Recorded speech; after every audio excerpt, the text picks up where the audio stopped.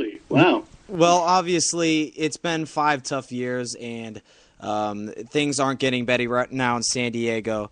And Cameron, obviously, thank you for your input on the show. And we'll get to our power rankings in just a little bit. And obviously, the Chargers will not be part of that after a 7-6 shellacking in Cleveland.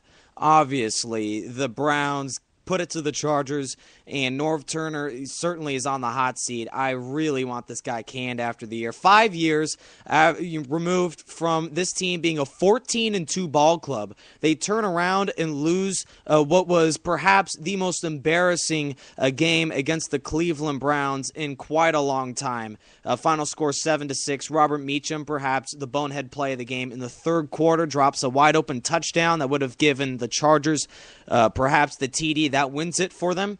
And obviously, San Diego has had so many of those kind of plays. And Phil, you've had that kind of frustration being an Eagles fan as well. What to make of the Chargers after yet another collapse here in the fourth quarter and another big-time defeat? Norv's on the hot seat, and the Chargers are losing yet again.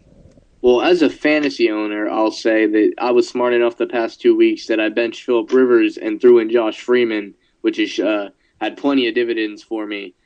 So that's one thing I'm happy for, that I was smart enough to do that. And what's interesting here is, me and Nick at the moment, being Eagles fans and Chargers fans, tend to be, in the same situation here. Everyone knows what happened with Andy Reid and the Eagles against Falcons this past week, and Andy Reid's 13-year undefeated streak of games off the bye was snapped at the hands of the Atlanta Falcons. We even broke out the black jerseys and still couldn't pull it off. So people to ask me, do I want Andy Reid gone? And my response to them is always, okay, let's say you get rid of him. Who is there? Who would you bring in? So now, as long as we're going to be talking about San Diego, let me ask you that, Nick. Let's say you can Norv Turner. I don't think they're going to do it in the middle of the year. Teams that do that, it never pays off. You might as well finish out the year. But, if he gets canned at the end of the year, who would you even consider bringing in? Well, we have a guy by the name of Bill Cowher also. I mean, I don't know if he would make the kind of comeback, but he's also not committed to the booth as of Bill Cowher. And, of course, the Ravens coach, I'm losing his name right now, but obviously he's not made the transition to the television booth. A lot of Hall of Fame coaches do that, but there's also another unfamiliar name, that the Chargers could be on the lookout for. It's the Seattle defensive coordinator. Now, I've been reading up on this guy, and I don't have his name at the moment. Certainly, I need to get that name sooner rather than later, but this defense certainly playing way better than their talent, and obviously this coordinator has turned things around. I don't know if he's exactly head coach material right now, and I don't know who's all on the coaching market, but obviously there are better decisions than going with Norv Turner, a guy that has turned this team around from first to perhaps worst in this division.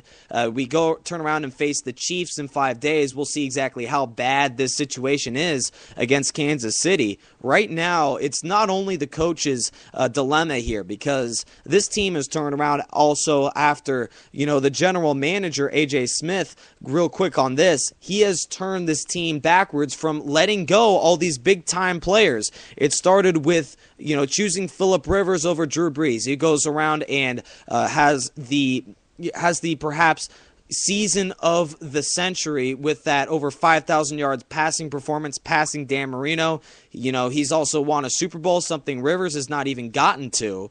And we've also let go of some other guys just because of contract issues and the fact that this general manager is not willing to give the guys that deserve big contracts, giving them those deals, most notably Darren Sproles, making big-time plays with the Saints, and Vincent Jackson, the latest dilemma in San Diego. I'm not a huge fan of what we've been doing, and obviously San Diego needs to make a change in the offseason, not just with players, but with coaches as well. Yeah, for me, I'll answer the question, very easily for anyone. Unless you're going to pull John Gruden out of the Monday night booth, I don't know anybody. Now, the key words is I don't know the person. Maybe there's a person out there that would make a perfect head coach. But me personally, I don't know anybody that I could say we should go get that guy. We should get offensive coordinator from such and such and make him our head coach. I don't know who that person is. So to me, it's Andy Reid or John Gruden. That's just me at the moment. But those are just two coaches that I've loved, all my life, growing up in Florida, knowing the way John Gruden runs things, I could see, and he would be coming back home because he actually was an assistant coach in Philadelphia for a while in the earlier point of his career.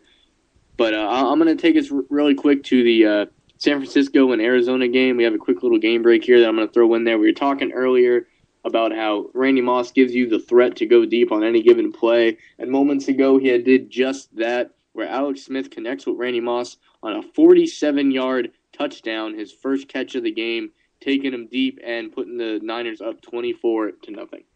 And obviously, the Niners are running away with this one. They play tremendous defense, and the offense is getting things rolling. Just the recovery here. The Seattle defensive coordinator, he's one of the guys, being on the caller line for perhaps being the next big head coach to be taken from the defensive coordinator position. His name is Gus Bradley. He's been the defensive coordinator since 2009 with Seattle. He's also fortified that Tampa Bay defensive squad from 2006 to 2008.